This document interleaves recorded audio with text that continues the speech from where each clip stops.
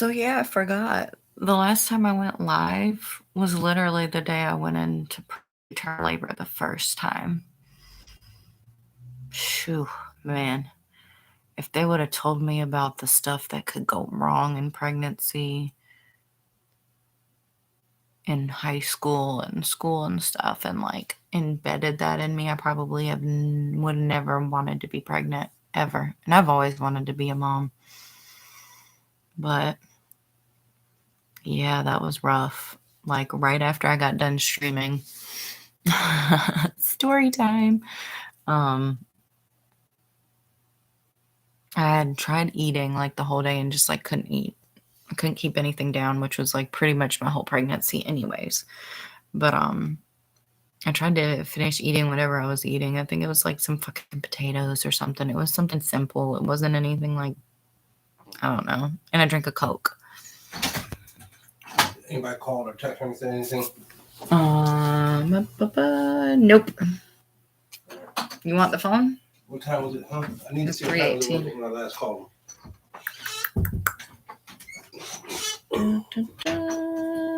When you called or when you texted him? Texting him, I'm sorry. 2:25. So he said 2 hours? Yeah. So you got it like another hour? Another hour? Yeah. Okay, I just want to start the car. I don't want to have it running too long before it gets here and shit. Okay. Tim Mommy was trying to do a live on my YouTube. Yeah, do what you gotta work on. I'm shit on my kid. Oh, she good. She finally passed out. I got the rest of her nails clipped. She chilling now. So you just want me, once I get this all settled up and shit, just go put money in your account and pay the phone bill, and that's it? I don't need anything else right now. So what? Don't need anything else right now. I'm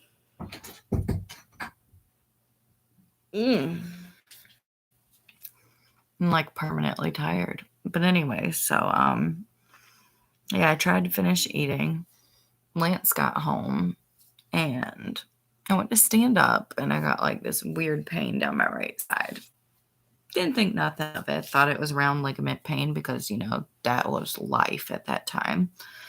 And I walked into the kitchen and I got one of my little like ice pack thingies that one of my friends made me. It's like one of those rice heat cold packs or whatever.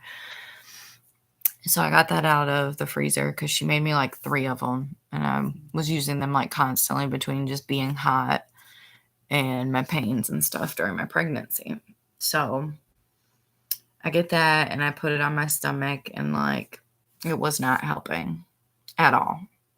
So I was like, okay, take a shower because water was like the only thing that kept me calm my whole entire pregnancy. Oh, excuse me, guys. So anyways, long story short, shower didn't work. Ended up having to call 911 because my dog had just had surgery and like we didn't want to leave her alone because she's super hyperactive. Her, Cody, is the one that had the surgery, and our male, Zeke, they like to, you know, mess with each other. They're lovers. They're best friends. Like, they had a litter of puppies together, so, you know, they're like this. But they hate each other, too. So, like, if he fucks with her, she'll, like, get all pissed off and, like, go after him. So, we didn't want the stress of that because she was still trying to heal. She had to have a huge tumor removed off of her left ear. So, yeah, like, we didn't want to leave her. So I called for an ambulance because I knew for one that would get me in quick, even though if I called my OB and told them, you know, that I thought I was having contractions, that I'd get in quick. But you never know with hospitals nowadays with all this COVID crap. So I called 911. They came and picked me up. On the way there, the ambulance I was in apparently didn't like reset itself. Like, I guess they lower so you can get the stretcher in, but then they're supposed to rise back up. Well, we got literally 2 blocks from my house and the ambulance was like, so I'm in the back contracting and they're like, well, we can pull over and we can wait on another ambulance or we can say screw it and just go. I live 10 minutes from the hospital.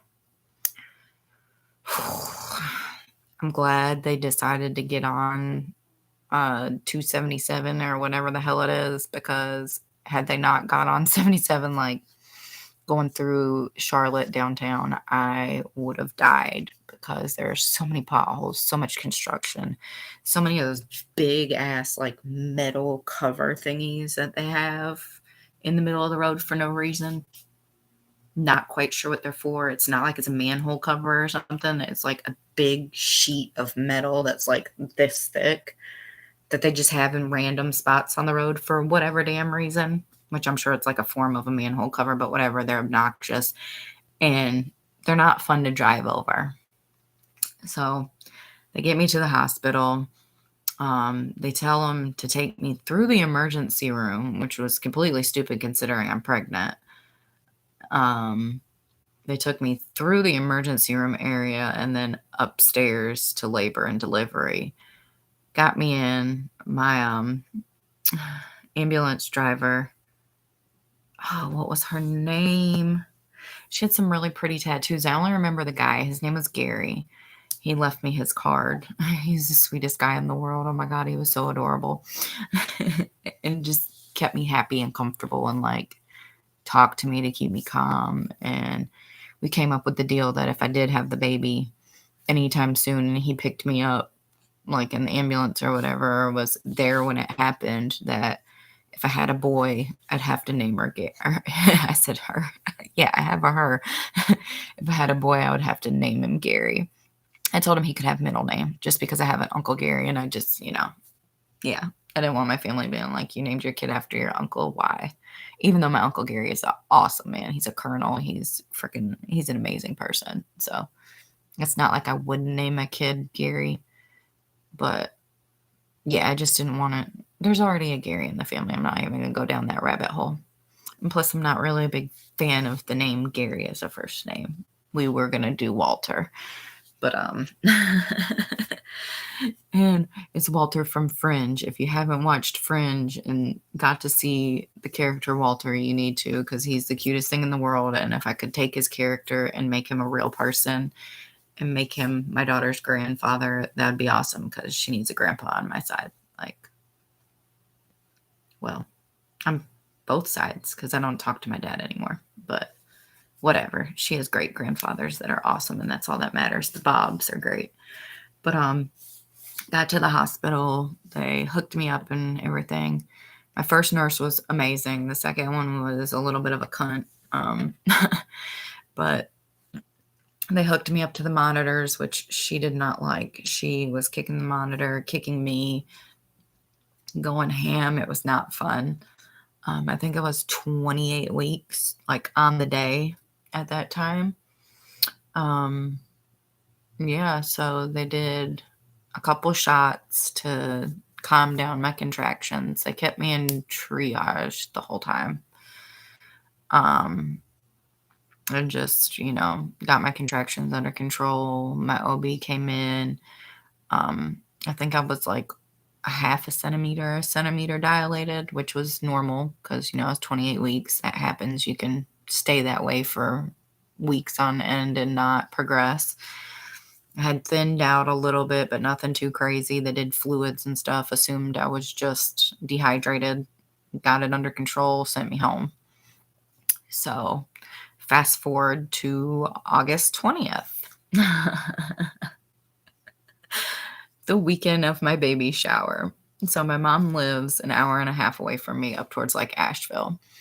So I went up there on the 19th and I was kind of feeling a little yucky. That's why we took me up earlier, because my baby shower is going to be that Sunday. So I went up on Thursday just to give me some time to relax, do homework, all that, get prepared for Sunday.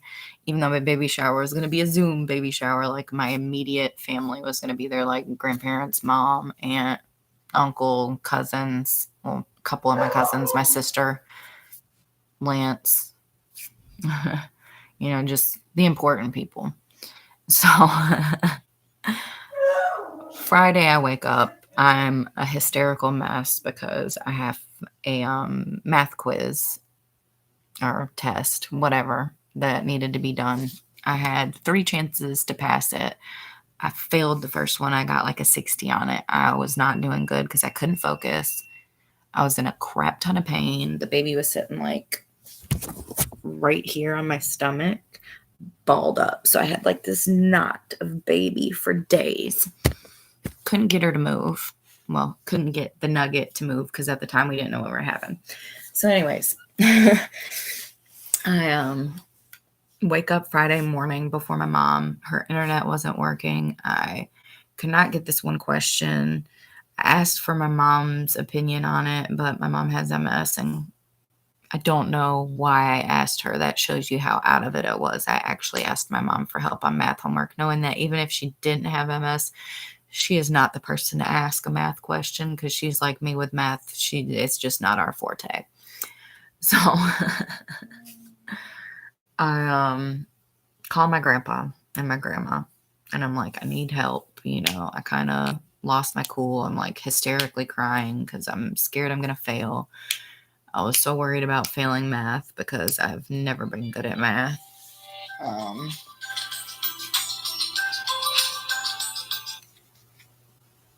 Hello.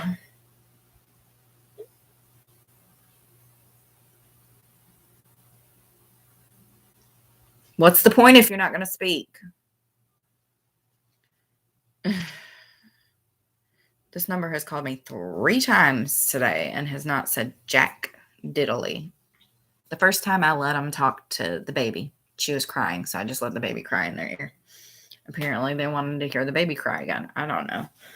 But so my grandpa talks me off the cliff of math oblivion. I finally get focused enough to where I can, deal with everything. I'm in pain. I'm uncomfortable. I haven't slept. Like, the reason I got up and started my homework at like 8 o'clock in the morning was because I couldn't sleep. And plus my mom snores like a chainsaw, and I was sleeping in the bed with her because she's in the middle of redoing the house and doesn't have a spare bed right at the moment. And yeah, whatever. Her couch is horrible. So I was sleeping in the bed with her. Plus I'm pregnant. So damned if I was going to sleep on a couch. So long story short, fast forward, I get done with that. I tell my mom, okay, I'm going to take a shower because she tells me she needs to go get a prescription and she needs to go to the bank because she accidentally overdrafted her account. She needs to put some money in the bank and move some stuff around. She wasn't driving at the time because she got injured in physical therapy and just shouldn't have been driving. She still shouldn't, but another story for another day. So I take a shower. I literally had to sit in her shower chair and bathe that way. And it was like the water just touching me was making me worse, like more irritated. All I wanted to do was eat an edible the size of Texas and pass out. But obviously that wasn't an option at the time. So I brain fart.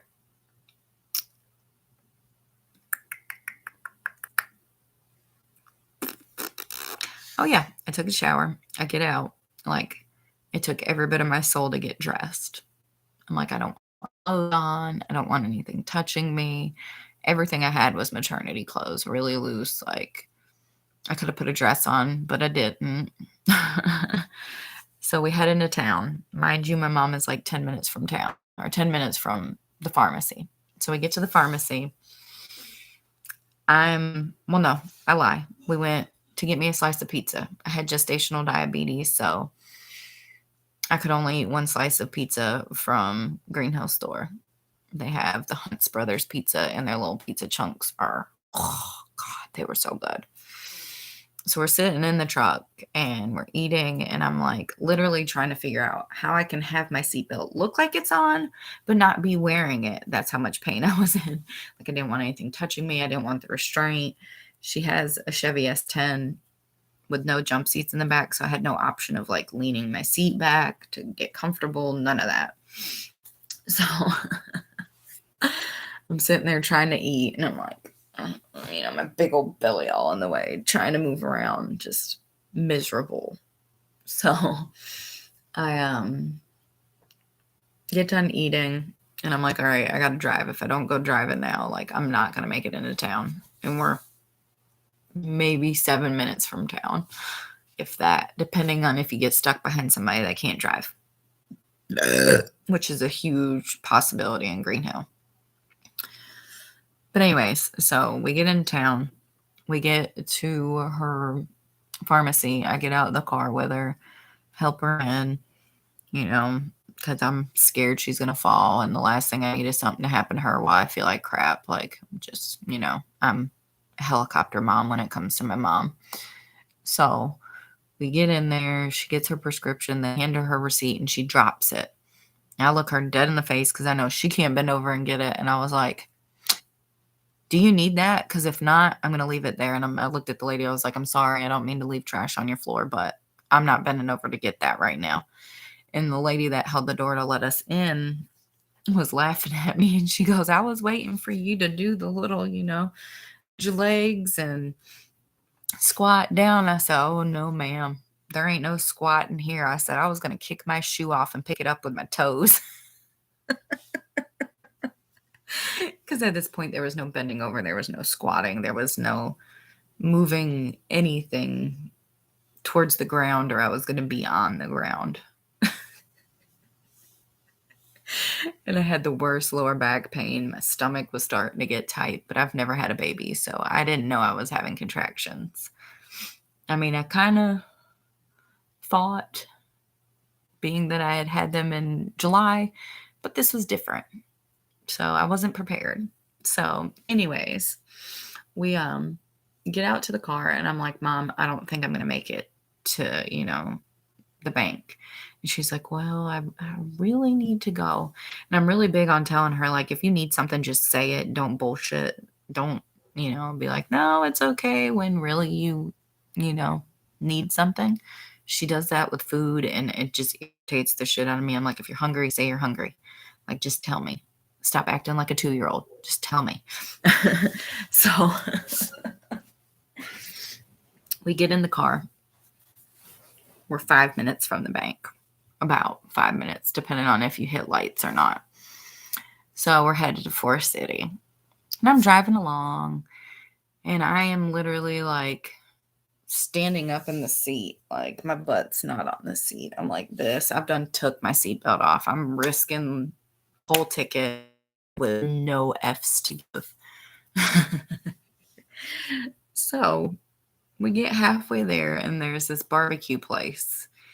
Luckily, their whole parking lot was empty because I just couldn't take it anymore. And I just whooped the truck into their parking lot. Like, just parked it, threw it in park. Well, stopped the truck, threw it in park, jump out. And I'm like this on the edge of the, door frame. And I'm like leaned over and I'm like squatting down a little bit, like trying to lower and spread my hips, swaying, trying to just, get the baby to move. I've got my belly pushed out. Like, I am doing everything to try and get this child to move. I'm pushing on the side of my stomach. And all of a sudden I just like bent over and I put my head down in the seat and I was like kind of squatting and trying to like shift and just anything that might help. And my mom's just sitting there like, shit. So all of a sudden I hear, hey, are you okay? Gary Francis, this adorable light-skinned guy that I'm pretty sure is as gay as the day is long. Just adorable little gay man. Pulls up in his little red Mercedes coupe. It's like, are you okay? And I was like, yeah, I think so. I don't know. And he's like, those Braxton Hicks are no joke. He's like, I don't know anything about having a baby, but do you need me to call 911? I thought you were by yourself. I didn't see there was somebody in the car with you and da-da-da-da-da-da-da. So I swung around. He had drove past me and like pulled a Yui in the middle of the road to come back and check on me. So we're conversating, I'm like, oh, I think I'm okay. The baby's just, like in this one spot and it really hurts. And, I'm good though. Thank you for stopping. I really appreciate it. I asked him his name, told him mine. We kind of conversated for a minute, and he's like, "Are you sure you're okay? I don't need to call 911. Like, do I need to call 911 for you?" And I should have been like, "No, I just need you to toss me and my mom in your vehicle and just drive me to Shelby so I'm closer to Charlotte, because I did not want to go to Rutherford Hospital." And we'll get to why here in a minute. So, bad experiences. Had a really good experience for the most part with going there this time, but just bad past experiences. So I tell him I'm good. He drives off.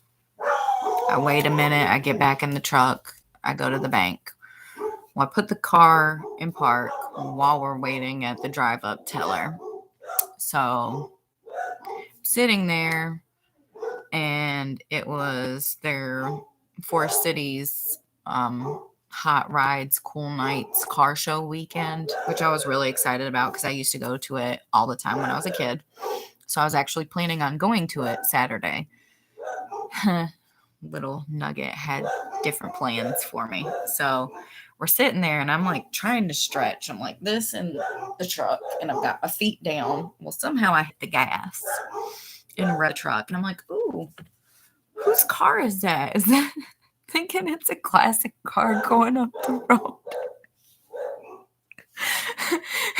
And then I realize it's my foot on the gas.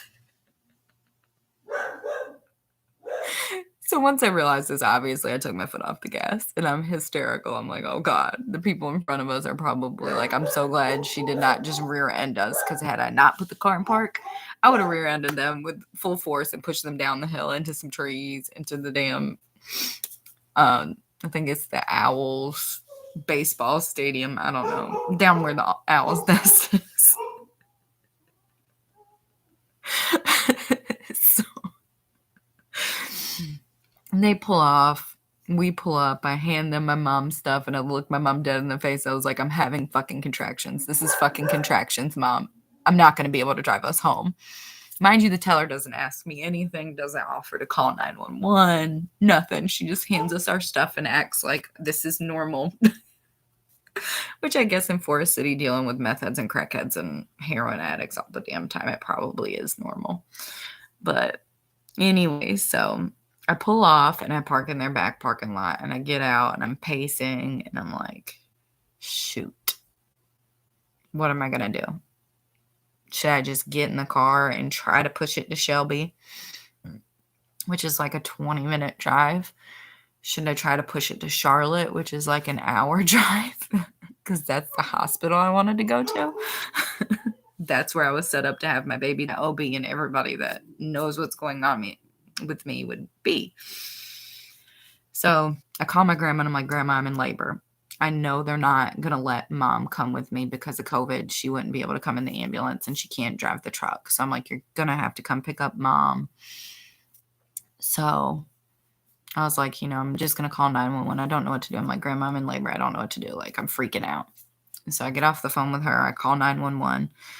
They come and pick me up. I decide to make it easier on my family, I'm going to go to Rutherford Hospital instead of going to Shelby. Or Charlotte. I could have made them take me to Charlotte. I know I can do that because I've made them take me all the way to Asheville before, because Rutherford Hospital wouldn't do shit for me after going there like 6 times when I was passing out constantly and losing weight, because my IBS was making my stomach have spasms, which was making me drastically lose weight and sick all the time, to the point I was like army crawling through my mom's house because I didn't even have the energy to crawl. So that's just one of the prime examples of why I would never go to this hospital. And this hospital at one point did not have a birthing center because they're that crappy of a hospital. So I make the whatever decision to go there. I get there. My grandparents take my mom to the parking lot and they're waiting outside because I told them that once I get in her room that they'll let her come in so I can have one person with me, and heaven forbid I have this baby today. I didn't want to do it by myself because, Lance is an hour and a half away, and at this point doesn't even know anything's going on. I don't even think I let him know what was going on yet. I think I got to the hospital before I actually called him and told him. So my mom gets in there. They've got me all hooked up to, IVs. They gave me one shot to try and stop my contractions. They've got me all strapped up to monitor the baby. My mom gets up to look at the monitor thing to see if I'm contracting or not. Goes to turn around and go back to her chair and falls. So at this point, I'm in labor and my tolerance for her is done. Like, I'm like, I need rid of you. I will have this baby by myself, opposed to having to stress out about you, because I don't need this stress right now. So fast forward, they tell me it's going to be like a few hours. Well, first, the doctor didn't know how to get me transported. She had me call my OB and ask my OB, and my OB, the call service, told me there was nothing they could do, because I think they closed at 1 and it was like 4 o'clock. So I got the call service. So they tell me they can't give me advice, that they should be able to figure out how to do it. So this is how stupid this hospital is. They didn't know how to transport me from their hospital to another hospital. They didn't know how to do it. So it took 6 hours, because until they approved it at Presbyterian, their team could not leave to come get me. So they had to wait 6 hours for it to get approved, between Rutherford Hospital being an idiot and their hospital going through their approval process to send the critical team to come get me, because I couldn't just be in a regular ambulance on the off chance that I had the baby going down the interstate.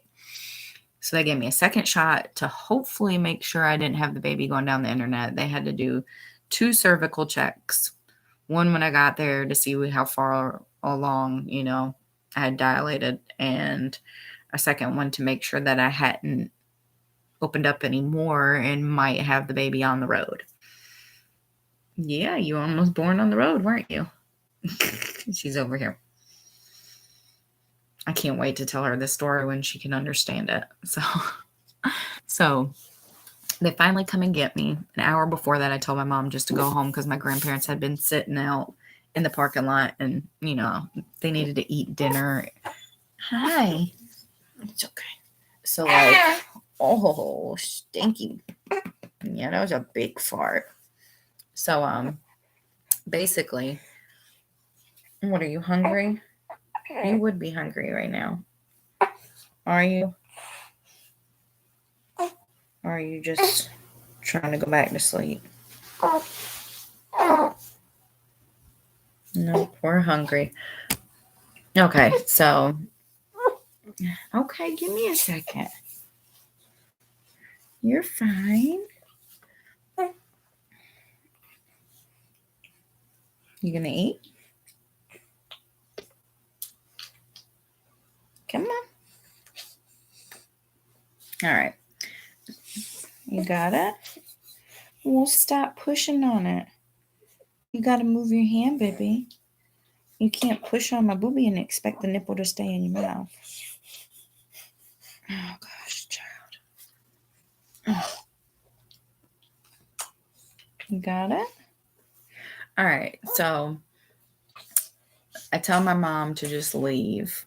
My grandparents take her home, and I'm like, go ahead and pack a bag, if they'll let.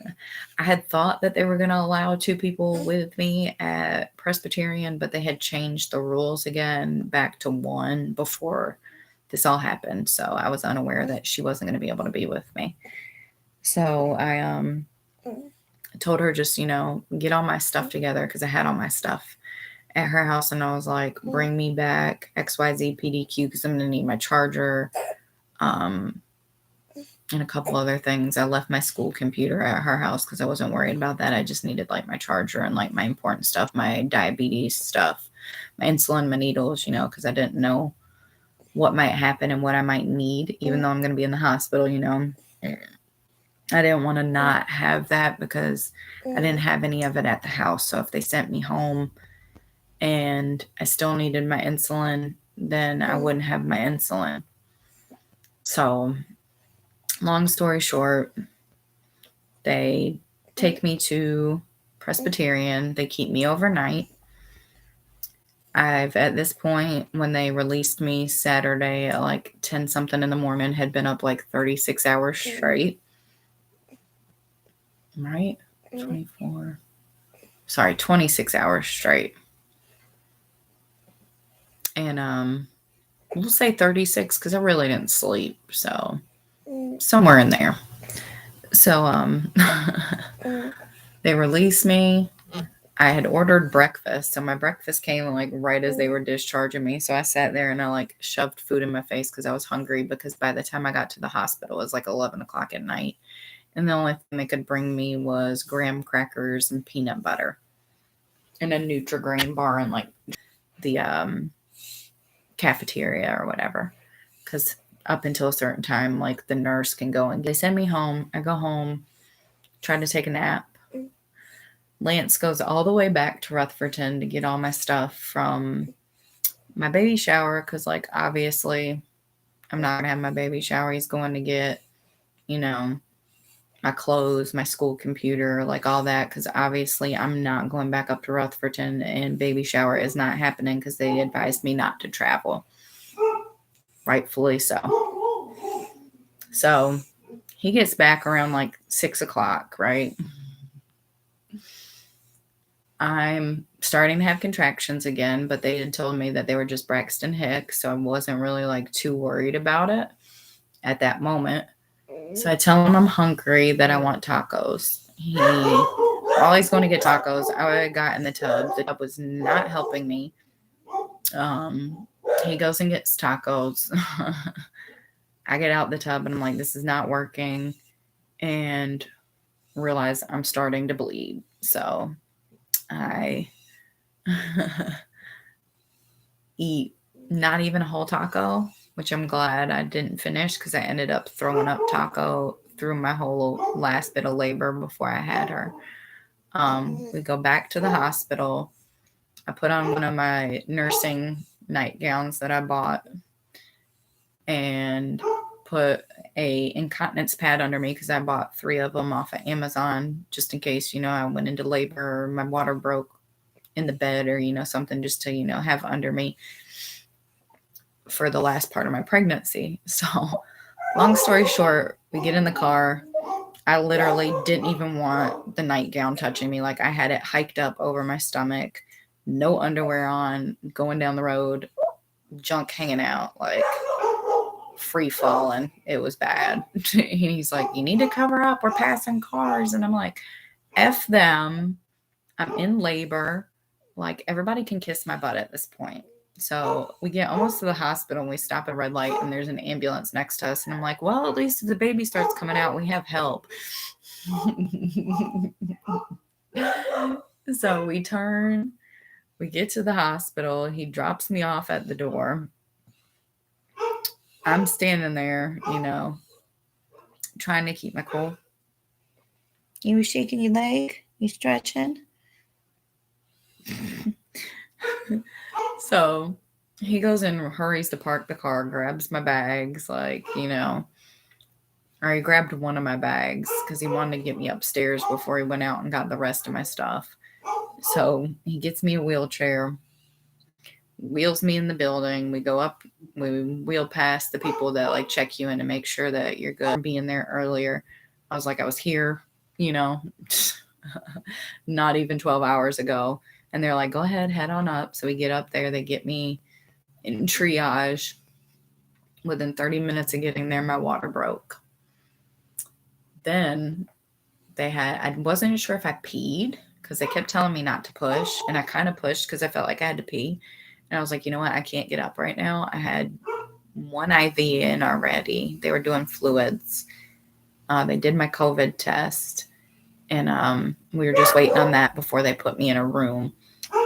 So even though I had just had one in Rutherfordton, their computer systems aren't connected, and I didn't have proof of the test being negative. So I have another one. It's like the one that goes all the way down to your soul through your nose instead of just a swab. So long story short, they get me in a room. I'm doing everything, the ball, wandering around, trying to move, was going to get in the shower, but nothing was feeling good. They did a check to see where I was at, and I think I was at 5 centimeters. And because I wasn't progressing the way my OB wanted me to a few hours later because I had already been in labor for almost 3 days straight. They were worried about the baby, so they decided to do the Pitocin or whatever. So they give me that, and then that turned into my contractions never breaking. I literally was contracting nonstop for like 4 hours straight. At that point, I was like, screw it. I can't go natural. Give me an epidural.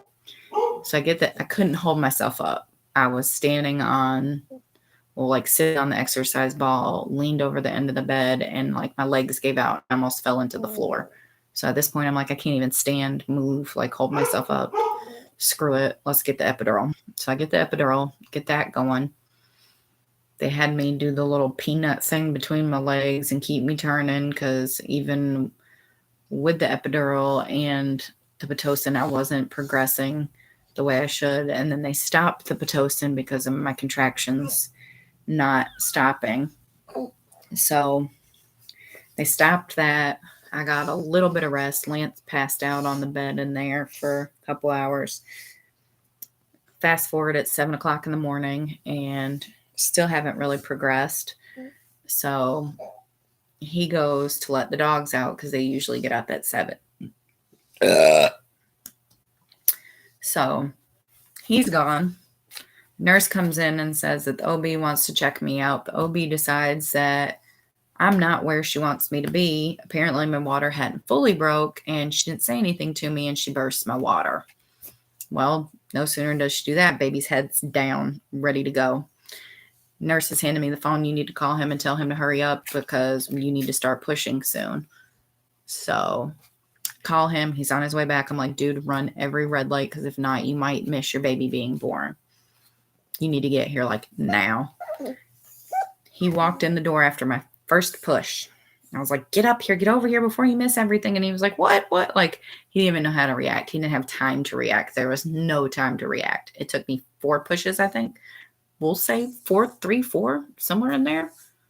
Not quite sure. And she came out, sunny side up, looked him dead in the face like, hey, Dad. And they helped her up. And like, it's a girl. And I looked dead at her vagina like, holy crap, it's not a penis. Because we thought for sure I was having a boy. We had bets going. My mom thought it was a boy because she peeked during the anatomy scan. But the baby had covered herself before they scrolled down to that part of the scan. And I turned my head, and I guess when she put her hand down there, she grabbed her umbilical cord, so my mom thought it was a penis. Good one, V. Yeah, you got grandma, didn't you? Oh, good fart. Good fart. You farting? You done eating? That was quick. That was a quick nurse. Yeah, you just wanted a snack, huh? Snack and go back to sleep. Hold on, wiggle worm. You got milk all over your face. Oh. So, yeah. Okay. Let's sit. Hold on. So, long story short, they hand her to me, and of course, I'm bawling my eyes out at this point, just looking at her like, oh my God, she's so tiny. She was 5 pounds and 8 ounces, 19 and a half inches long. Born at 8:36 in the morning. Yeah. You smell so yummy. So they take her from me, check her out, everything, give her back to me for a second before they're going to take her to the NICU because I was 34 weeks and 5 days. So they rushed her down to the NICU. Of course, I couldn't go with her because I had an epidural, so I had to wait till my legs got back to moving. Where are you going? And I was a mess because he left to take care of the dogs again. And the nurse kept telling me, oh, you have to wait till you get walking. And even then, someone has to take you and stay with you. And I'm like, why do you got to stay with me? Where are you going, boo-boos? So, when he got back and I could finally walk and everything, and I went pee, they told me it was okay for him to take me down. So I cleaned up a little bit, barely. I just kind of threw on a gown because I was naked pretty much my whole entire like labor. I did not put clothes on when the doctor came in. I told her, I was like, I told you the next time you saw me, I was going to be naked. And she started laughing and she's like, I'm used to it. It's okay. And I was like, yeah, I can't do clothes and give birth. Like, it's just not natural. So, basically, oh, you got a fuzzy in your neck, Ro, and a dog hair. Oh, it's like stuck. So, Lance had sent me, videos from when he first went down there before he went home to check on the dogs. So, like, I got to see her in the NICU with all her little wires and stuff. And I got to get down there and actually hold her. And, oh, God, she was so teeny. And she looked dead at me like, hi, Mom, and gave me the biggest grin and held her head up. It was the craziest thing because she was only like a couple hours old. I want to say like maybe 5 hours old. And spent 10 days in the NICU, so that was rough. So we had 2 incidents. Well, what are they called? It's not called an incident. Events where she stopped breathing and it makes her heart drop. So they kept her a little bit longer than we had expected. So you got to come home on Nana Terry's birthday. Yeah, her heavenly birthday. So we know she got to see you. You getting gassy. So yeah, like it was rough. But we made it and she's home and about to be 3 months. And I'm so happy. And I'm going to have to cut this short because I got to take care of the nugget because her colic is ridiculous. Her gas is something fierce, but. So I didn't know the dude on the end's a real estate investor. Who? The guy that lives on the end, that just bought the house with the red Acura. Oh, the ones with the little baby? Yeah.